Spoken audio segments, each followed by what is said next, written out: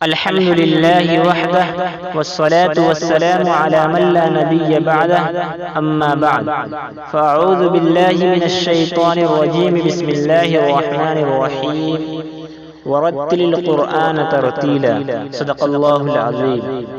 محترم ناظرین و سامعین، نماز کے متعلق مسائل میں جو گفتگو چل رہی ہے وہ ہے امامت کے متعلق۔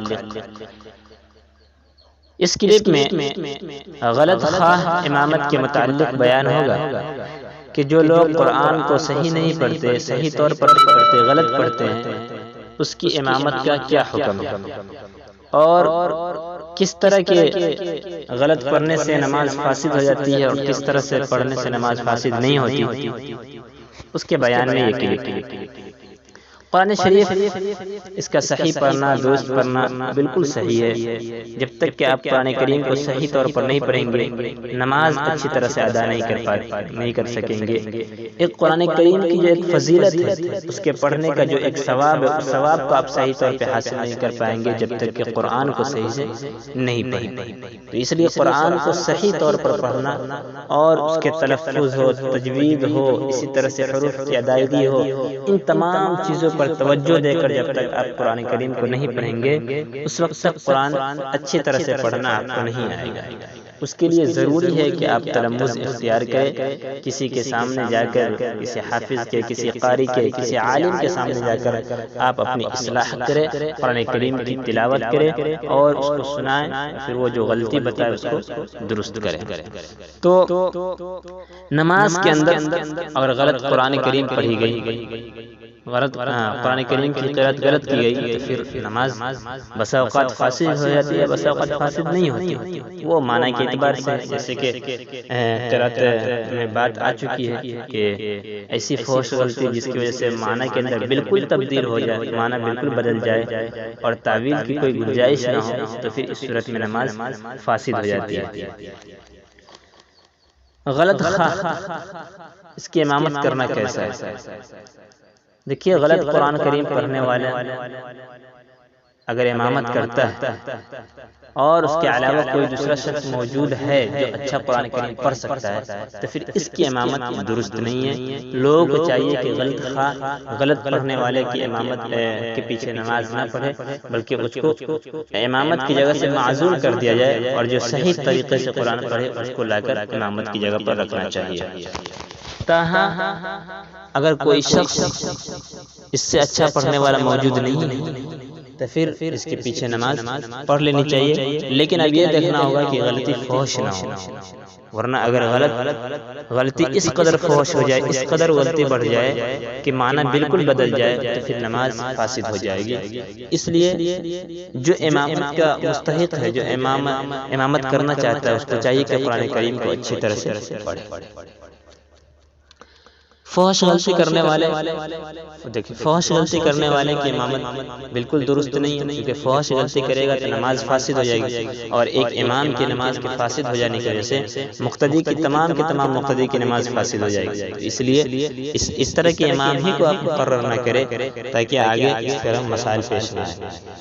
مجہول قرآن کریم پڑھنے والے کی امامت کرنا کیسا ہے؟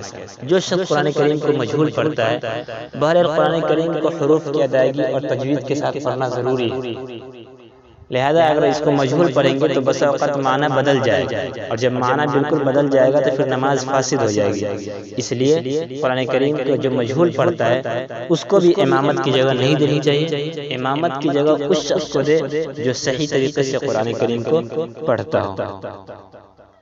گانے کے طرز پر اگر کوئی قرآن کریم کو پڑھتا ہے تو اس کا کیا حکم ہے؟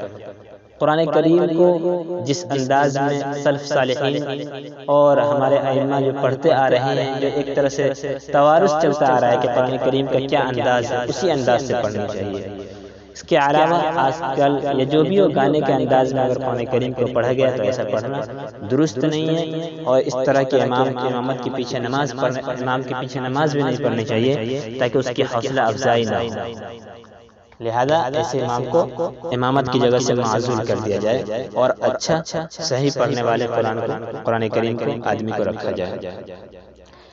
حرکات کو اگر کوئی امام حرکات ہے اس کو اتنا کھینچتے کہ کوئی حرف بن گیا، جیسے پڑھ دیا الم تر کیفا، کیفا پہ زبر ہے او کیفا پڑھ دیا تو ایک طرح سے ایک حرف بن گیا، آگے الف بڑھ گیا.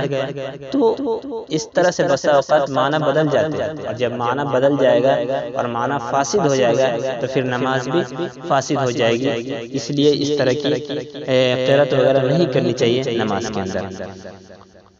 وَلَضَّالِّينَ ذات کے ساتھ ہے تو کوئی ذا کے ساتھ پڑھ دیا یا اس طرح سے دال کے ساتھ پڑھ دیا تو اب اس صورت میں نماز تو ہو جائے گی، لیکن اس طرح کی قرات کرنا صحیح نہیں ہے. آدمی کو سوچنی چاہیے کہ جو حروف ہے وہی حروف ادا کرے.